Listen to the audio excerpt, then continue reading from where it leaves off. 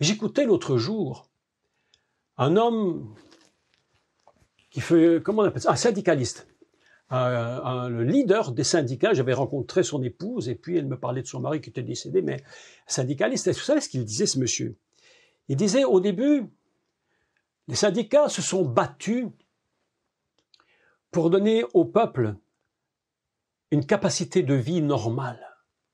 On s'est battu pour avoir une semaine de congés payés. OK, c'était nécessaire.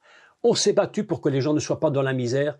C'était nécessaire. En Belgique, il y avait deux grands partis qui étaient nés, deux grands partis. Il y avait ce qu'on appelle le PSC, le Parti social-chrétien, qui avait été créé dans la partie flamande par un prêtre qui s'appelait l'abbé Dans, qui avait fait une chose absolument formidable. Et puis, il y a eu le PS qui est venu, et tous ces partis ont monté le niveau social. Et vous savez ce que disait cet homme, ce chef qui était vraiment le leader de ces syndicats? Il disait, au début, on s'est battu pour que les gens aient des congés. Puis on s'est battu pour que les gens aient un meilleur salaire, c'était normal. Aujourd'hui, on ne se bat plus pour que les gens aient une TV.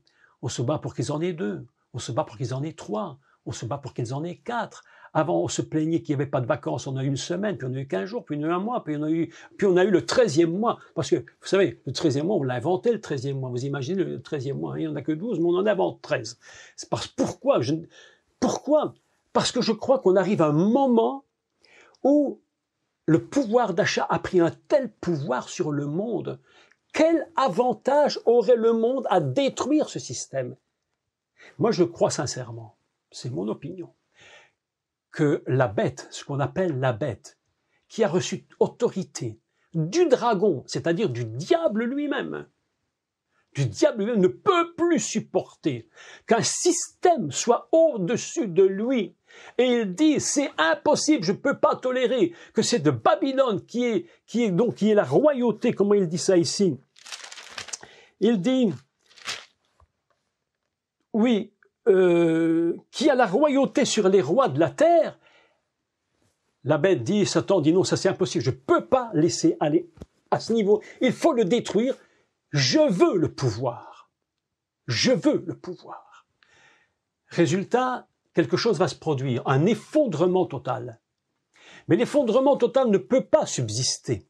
Parce que si l'effondrement total subsistait, il manquerait quelque chose pour que le monde puisse admirer ce qu'on appelle la bête.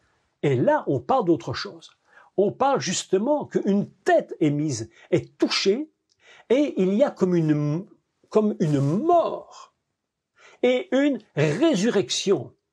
Et c'est à ce niveau-là que la bête va se dire, maintenant il faut montrer au monde que c'est moi le maître absolu et que je suis capable de remonter tout ce qui était perdu, et de le mettre et de le rendre au peuple. Mais il sait très très bien ce qu'il fait. En fait, ce qu'il veut, c'est dominer.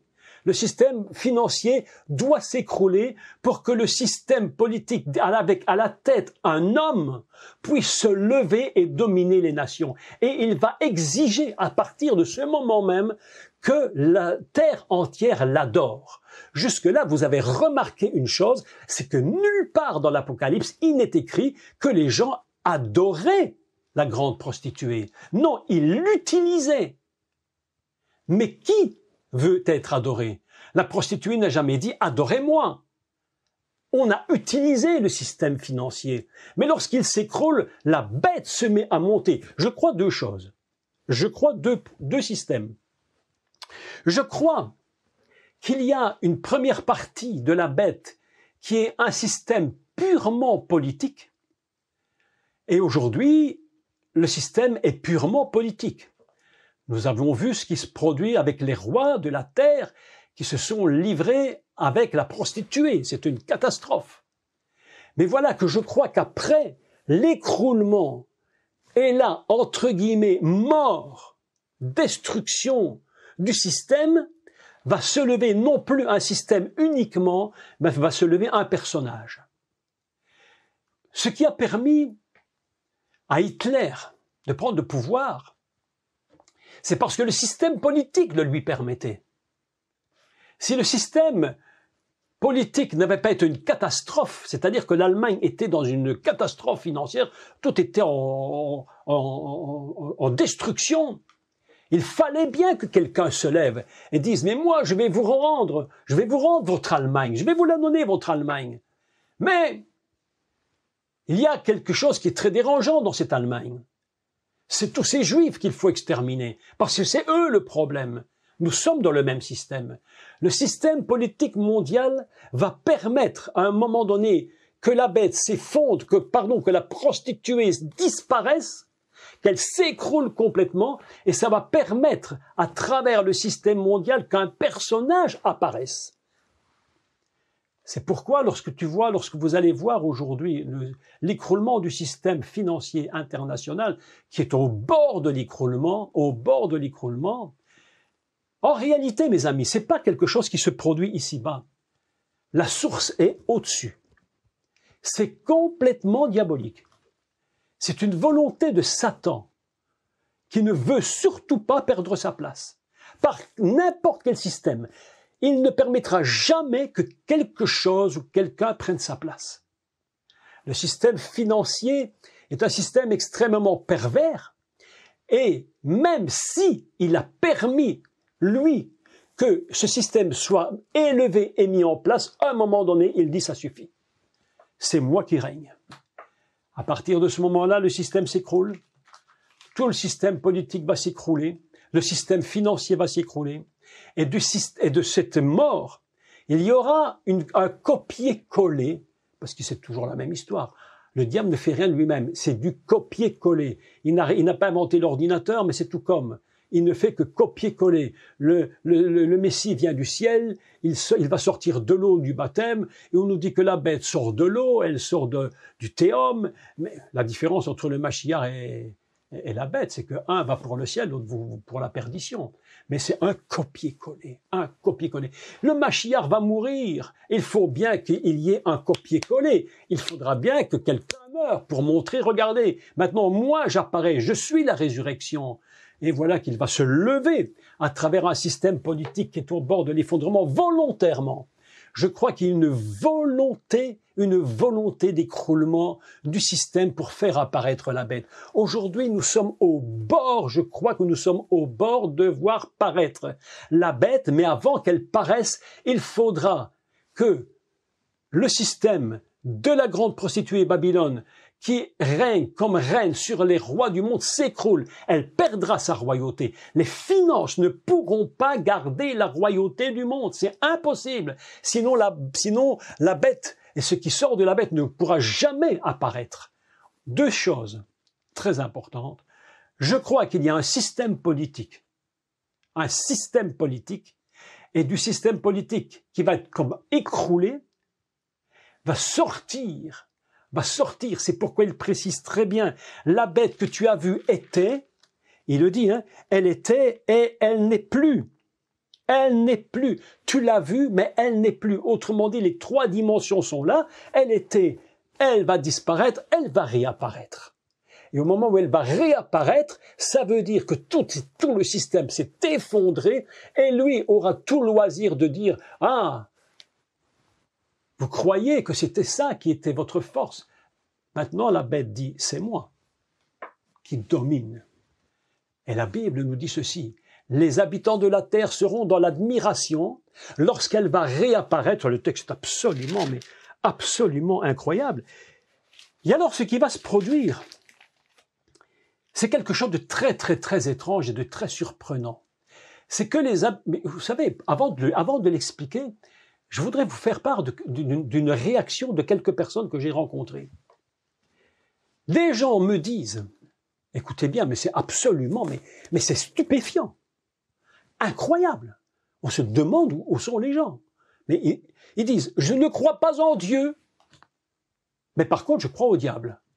Ah bon? Tu crois pas au Dieu, mais tu crois au diable. Imaginez, mais je vous assure que beaucoup de gens sont ainsi. Il me dit, je crois pas en Dieu, je crois au diable. Ah bon? Ok. C'est pas par hasard. Écoutez ce qui est écrit. Voilà que la bête va réapparaître sous forme d'un leader cruel, qui exige l'adoration de tous les habitants de la terre. Et voilà que il est écrit ceci: sa blessure mortelle fut guérie. C'est tellement le système et c'est tellement écroulé. On a l'impression que même la politique s'est absolument écroulée. Mais mes amis, c'est pas le hasard.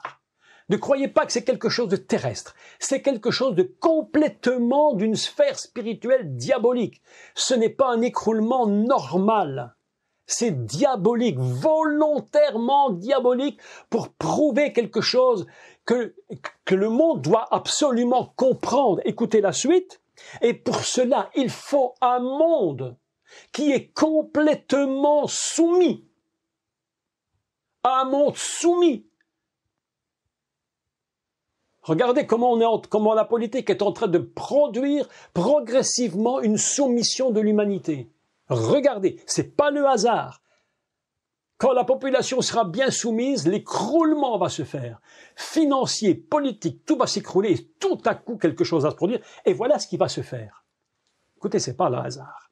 La bête qui avait été montée par la grande prostituée Babylone se retrouve maintenant sans Babylone. Et il faut qu'elle s'élève dans une résurrection inimaginable. C'est pourquoi on va l'appeler un 8e roi.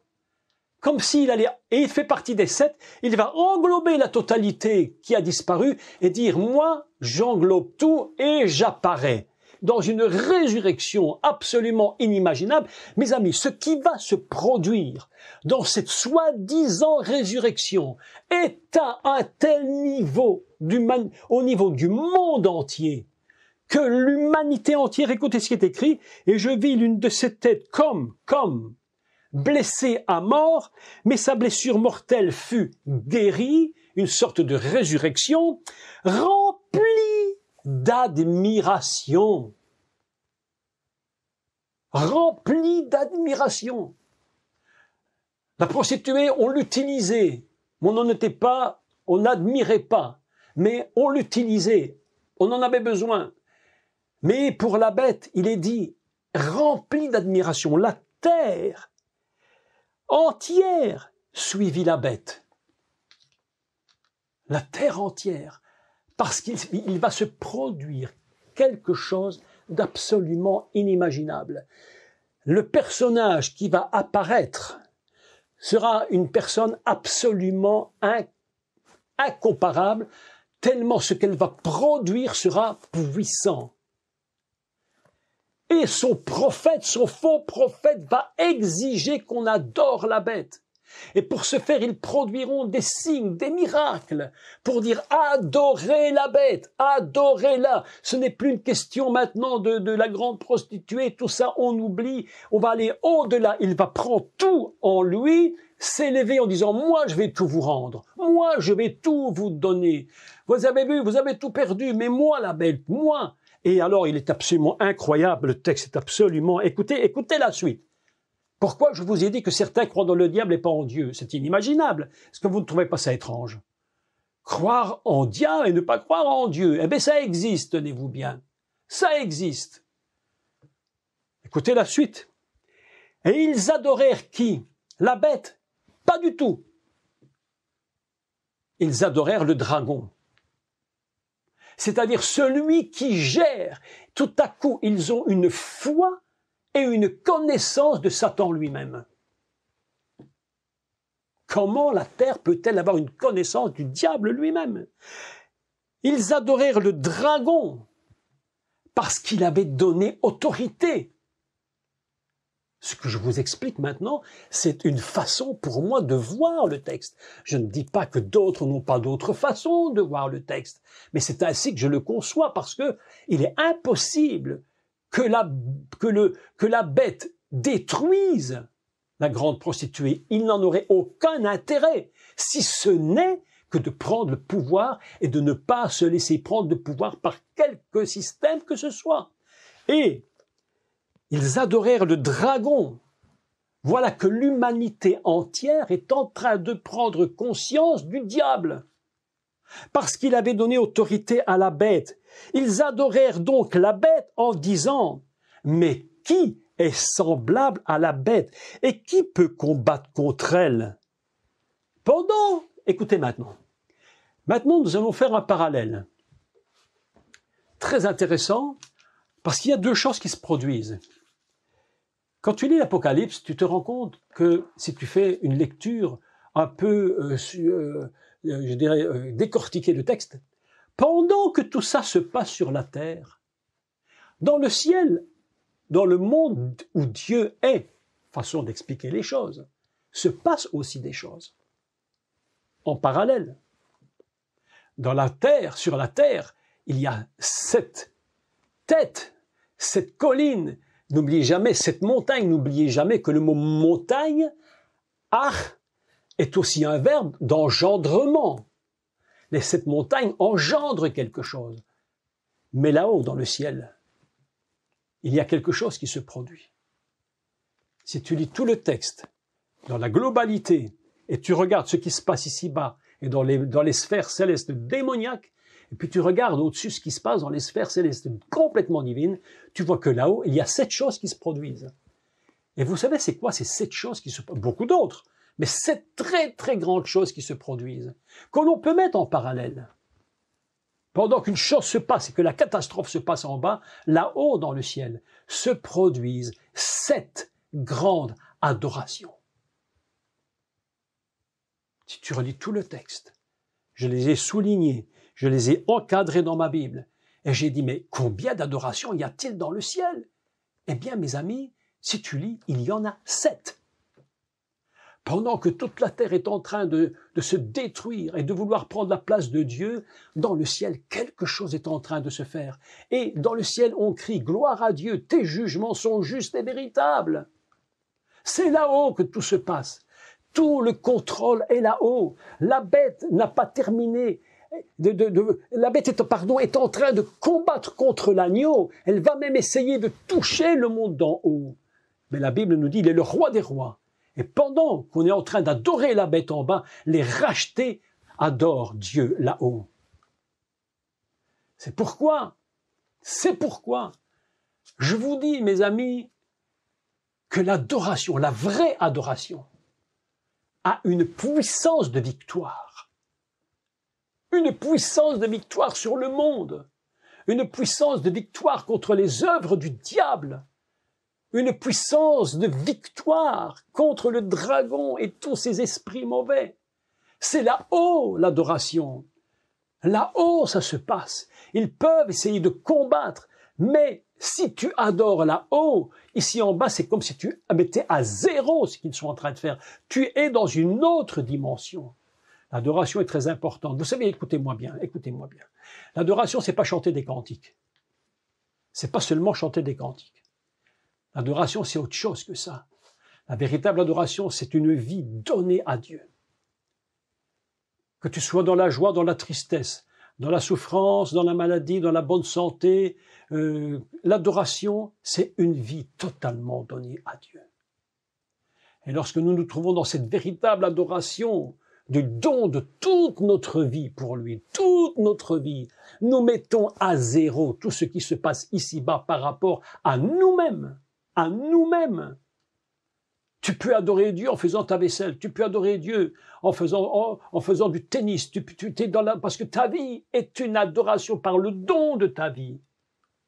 Pourquoi la Bible nous enseigne-t-elle? Pourquoi l'apôtre Jean a-t-il une vision de tous ces habitants de la terre qui adorent le dragon? Pourquoi? Pour nous dire, pendant qu'eux, ils sont en train d'adorer le dragon et la puissance du diable, nous les rachetés, nous sommes là-haut en train d'adorer notre Dieu. Nous ne sommes pas dans le même monde. Jésus a dit, vous êtes sur la terre, mais vous n'êtes pas de cette terre. Vous êtes dans le monde, vous n'êtes pas du monde. Nous sommes des pèlerins sur cette terre. Nous sommes de passage. Il faut que nous comprenions cela. J'annonce avec certitude que nous allons bientôt voir un écroulement. Et c'est Dieu qui le permet. Dieu permet qu'il y ait un écroulement. Parce que si ça ne vient pas, cet écroulement, jamais nous ne pourrons atteindre le niveau du ciel. Il faut que la terre s'écroule. Il faut que le système s'écroule et disparaisse. Nous allons lire un texte très, très intéressant.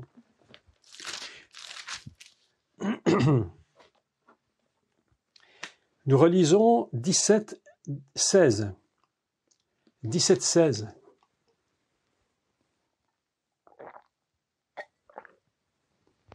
Apocalypse. Les 10 cornes que tu as vues et la bête haïront la prostituée, la dépouilleront et la mettront à nu. Elles mangeront ses chairs et la consumeront par le feu. Car Dieu a mis dans leur cœur d'exécuter son dessein, un même dessein, et de donner la royauté à la bête. Vous savez, Dieu est en train de contrôler un système. Parfois, nous nous disons, mais pourquoi Dieu permet ça? Pourquoi Dieu permet ça? Dieu a un plan qui est le sien. Son plan ne pourra jamais faillir. Il a décidé de ce qui allait subvenir à ce monde. Et lorsque la bête va être en train de détruire la prostituée, Dieu a mis dans leur cœur d'agir de la sorte. Parce que les temps sont venus où ça ne pourra plus continuer, ça ne pourra plus durer. Il faudra que ça s'arrête. Et Dieu a dit maintenant, je vais mettre une limite. Je vais mettre la limite. Et lorsque Dieu met dans le cœur de tout ce système politique de faire s'effondrer le système financier perverti à l'extrême, où le monde n'a plus aucun repère de droiture, de justice. J'écoutais des choses encore il y a cet après-midi où je me dis, mais comment l'homme peut-il arriver à un tel point de perversité au niveau des finances de ce monde? Plus tu tues des gens, plus tu fais la guerre, plus les gens s'enrichissent. Il y a des gens qui s'enrichissent par la guerre. Il y a des gens qui s'enrichissent par la mort des autres personnes. Je vous assure. Dieu dit, ça suffit. Ce système va disparaître. Et il leur met dans leur cœur maintenant de faire son œuvre, de dire, faites-moi disparaître tout ça. Et le Seigneur sait très bien que le jour vient où il va régner sur cette terre. Et le Seigneur viendra en règne. Il reviendra en roi des rois et en seigneur des seigneurs. Je vous dis, et les choses sont sur le point d'arriver. Elles sont sur le point d'arriver. Nous n'avons pas besoin d'avoir des immenses prophéties. Il suffit de lire ce qui est écrit. Il suffit de le lire. Satan a voulu s'élever au niveau au-dessus de Dieu. Et il avait dit ceci. Je m'élèverai au-dessus du trône du Très-Haut. Je m'élèverai au-dessus de lui. Eh bien, cette phrase qu'il a dite, qui a fait sa perte, c'est exactement ce qui se passe aujourd'hui. S'élever au-dessus de Dieu. Et Dieu a dit, jamais, jamais, je ne tolérerai que qui que ce soit, quelque système qu'il soit, politique, financier ou autre, s'élève au-dessus de moi, jamais. Et il a mis dans leur cœur le dessein, il est écrit, le dessein d'exécuter ce qu'il a décidé jusqu'à ce que les paroles de Dieu soient accomplies. Une chose est certaine, mes amis, pour clôturer tout ceci, c'est très compliqué. Une chose est certaine, Dieu règne. Rien, ni personne, aucun système politique, aucun système politique, aucun système financier. Vous allez voir ce que je vous dis. Vous allez voir, vous allez voir, vous allez voir. La Banque mondiale va s'effondrer. La Banque européenne va s'effondrer complètement. À cause de ce système, toutes les banques vont s'effondrer. Et ceci est volontaire. Lorsque vous verrez ces choses, mes amis, je vais vous dire un secret absolument important dont nous parlerons un peu plus tard. Il ne faut pas prier pour que ces choses se rétablissent. Ce n'est pas notre prière. Notre prière, c'est d'adorer là-haut, parce que c'est là-haut qu'est notre patrie. Et c'est là-haut que nous allons aller. Le système mondial, dans cette situation actuelle, ne doit pas se relever. Il s'écroulera parce que c'est la volonté de Dieu qu'il s'écroule, selon son dessein. Parfois, les chrétiens prient pour des choses pour lesquelles il ne faudrait pas prier. Je vous dis la vérité. On perd un temps précieux pour des prières qui ne servent à rien. Si Dieu a dit « c'est comme ça », pourquoi tu pries contre? Nous ne pouvons pas prier contre Dieu. Je vous dis la vérité. Les gens prient pour des choses qui sont absolument inutiles, je vous le dis, je vous le dis.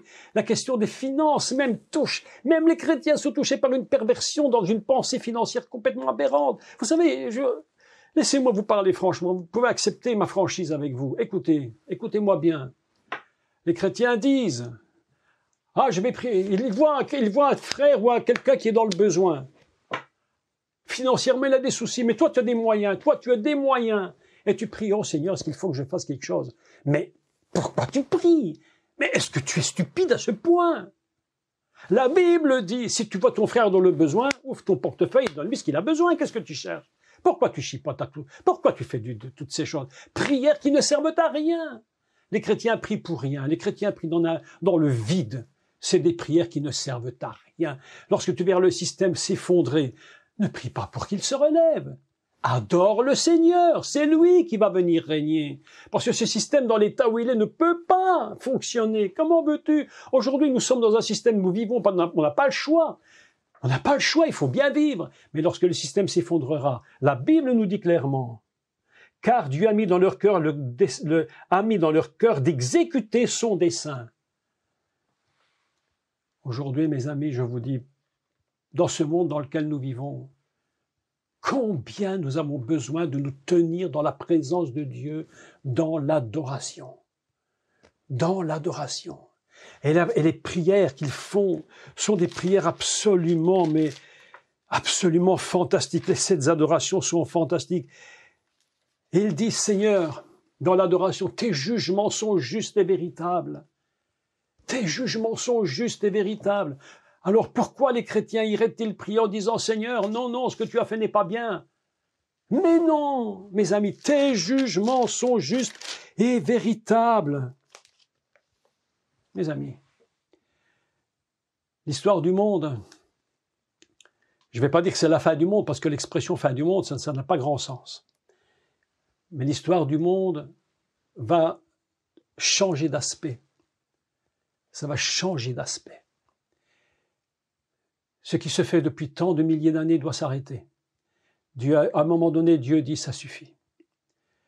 La patience de Dieu arrive à son terme. Yeshua a dit, ce sera comme à l'époque de Noé. On va faire la fête, on va se marier, on fera la vie. Et encore aujourd'hui, on ne se marie plus, quasiment. Mais enfin, bon, on va faire la fiesta. Amusons-nous, amusons-nous. Mais le Seigneur dit, ce sera comme à l'époque de Noé. Mais quand le temps de la grâce va se fermer, ne prie surtout pas pour qu'il se rouvre. Le temps de la grâce va s'arrêter. Et mes amis, la seule chose que nous devons faire aujourd'hui, je vous le dis sincèrement, c'est d'adorer le Seigneur. Nous tenir dans sa présence et l'adorer. Ô Dieu, tes jugements sont justes et véritables. Qui est semblable à toi, ô Dieu, mais qui est comme toi? Alors tu élèves ta voix vers le ciel. Qui est comme toi, mon Dieu? Qui est comme toi? Et à ce moment-là, quelque chose se passe dans le ciel. Et il est dit que les myriades des gens se mettent à chanter. Amen, gloire à Dieu. Et tout le monde, le ciel est en effervescence. Pendant que la terre est en train de se détruire, le ciel est en effervescence. Mes amis, moi je suis un citoyen du ciel. Toi, je sais pas, tu es citoyen de ce que tu veux, mais moi je suis citoyen du ciel. Je n'ai pas à vouloir que ce monde persiste dans cette catastrophe. Je dis, Seigneur, le monde va arriver à son terme dans cette situation, et puis c'est toi qui vas faire l'œuvre. C'est toi qui reviens faire ton œuvre. Et c'est ça, mes amis, qui doit nous réjouir profondément.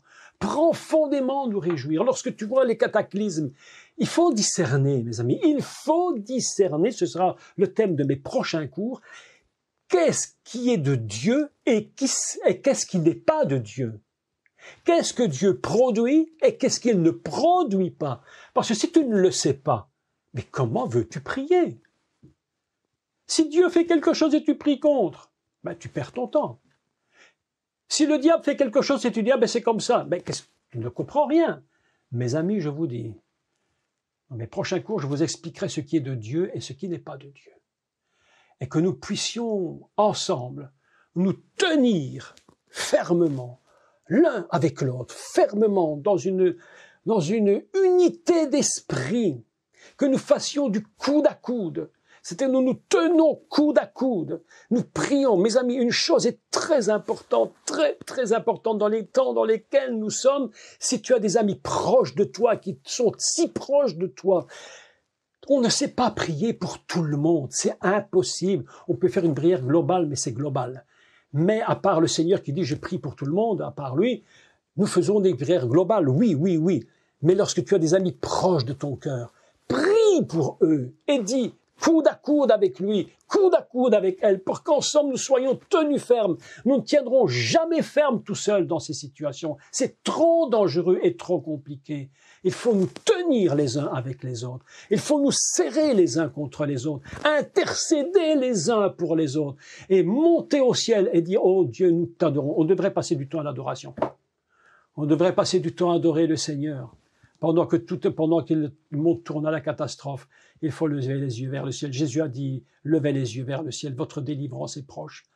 Votre délivrance est proche. Mes amis, votre délivrance arrive. Le Seigneur est là. Le Seigneur est là. La terre est ce qu'elle est, mais Dieu est Dieu. Nous allons nous élever auprès du Seigneur. Avant d'arrêter cette réunion, je pourrais vous parler encore pendant 1 heure entière, tellement mon cœur a envie de vous dire, mes amis, tenons-nous prêts. Tenons-nous prêts dans ce qui arrive sur cette terre. Tenons-nous prêts. Le Seigneur est à la porte. Il dit, voici, je me tiens à la porte et je frappe. Si quelqu'un, si il entend, parce que c'est pas certain qu'il entende, hein, mais si il entend ma voix, qu'il ouvre la porte, j'entrerai. Et on va passer une petite soirée ensemble, bien tranquille, on va se manger un bon repas, ensemble. Le dernier repas avant le retour du monde, mes amis. Il faut nous tenir ensemble. Adorons le Seigneur, adorons-le. Avant de se quitter, c'est mon cœur qui en bouillonne, je bouillonne. Je sais que tout est en train de se mettre en place. C'est là-haut, mes amis, tout est en place. Rien ne va échouer dans le plan de Dieu. Rien. N'ayez pas peur. N'ayez pas peur. Avant de se quitter, nous allons prier. Voulez-vous prier avec moi? Voulez-vous prier, élever votre voix avec moi? Évidemment, nous sommes tous loin, au Canada, en France, dans tous les coins, de partout, aux États-Unis, partout, nous sommes partout. Mais nous allons ensemble faire une prière d'adoration. Et nous allons lui dire, ô Dieu, ô Maître du monde, Créateur du ciel et de la terre, tes jugements sont justes et véritables. Rien n'est semblable à toi. Tu es le Dieu au-dessus de toutes choses. Rien ne peut te résister. Nous adorons ton nom. Nous chantons le cantique de Moïse, c'est-à-dire le cantique de la délivrance, avec tous les anges du ciel en cet instant. Le ciel se réjouit en cet instant, avec tous tes enfants ici présents dans le monde entier. Et nous te disons, Père du ciel, Créateur de toutes choses, nous te louons et nous t'adorons. Ouvre nos oreilles, ouvre notre intelligence, donne-nous ta sagesse pour que nous puissions comprendre l'essentiel du message qui a été donné ce soir. Éternel notre Dieu, je te prie pour chacun de ceux qui sont ici présents, de ceux qui m'écoutent et qui m'ont écouté. Je te prie pour chacun d'eux, pour toutes ces familles rassemblées, afin qu'ils soient tous dans ta présence, dans ta communion. Nous sommes tous unis en toi et nous savons que tu viens bientôt et que tu viens chercher ton épouse. Nous adorons ton nom, nous le louons et nous l'élevons au plus haut des cieux. Et nous disons tous ensemble, Alléluia, car le Seigneur notre Dieu Tout-Puissant est entré dans son règne. Le Seigneur est entré dans son règne. Réjouissons-nous, soyons dans l'allégresse et donnons-lui gloire. Car les noces de l'agneau sont venues, son épouse s'est préparée et il lui a été donné de se revêtir d'un fin lin éclatant et pur, car le fin lin, ce sont les œuvres justes des saints. Et les 24 vieillards et les 4 êtres vivants se prosternèrent et ils adorèrent Dieu, assis sur le trône en disant « Amen, Alléluia.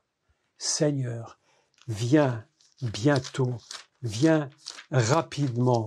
Avant de nous quitter, je vous demanderai de prendre votre Bible. Dernier chapitre de l'Apocalypse. On va se quitter en lisant tous ensemble en même temps un texte. Nous allons le lire en même temps pour clôturer cette rencontre. Nous sommes dans une exaltation incroyable. Je ne sais pas si vous êtes comme moi, une exaltation incroyable, une jubilation du Saint-Esprit en nous. C'est plus que du frémissement, c'est vraiment des tonnerres de Dieu en nous qui explosent parce qu'on sait que le Seigneur est vainqueur en toutes choses. N'ayez pas peur. Et nous allons lire ensemble avant de nous quitter. Apocalypse 22, verset 17. Je vais le lire tout doucement et nous le lisons ensemble. Est-ce que vous êtes d'accord avec ça? Prenez du temps et lisons-le. Et l'Esprit et l'épouse. Vous voyez, mes amis, ce n'est pas vous tout seul, c'est avec le Saint-Esprit. Et l'Esprit et l'épouse disent, viens. Et que celui qui entende dise, viens. Et que celui qui a soif vienne.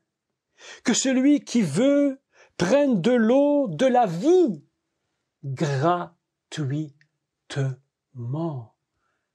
Gratuitement. Lisons maintenant. Je le déclare. À quiconque entend les paroles de la prophétie de ce livre, si quelqu'un y ajoute quelque chose, Dieu le frappera des fléaux décrits dans le livre. Et si quelqu'un retranche quelque chose des paroles du livre de cette prophétie, Dieu retranchera sa part de l'arbre de la vie et de la ville sainte décrit dans ce livre. Celui qui atteste ces choses dit, oui, je viens soudainement. Je viens sans prévenir. Amen. Viens, Seigneur Jésus. Que la grâce du Seigneur Jésus, Yeshua, soit avec vous tous.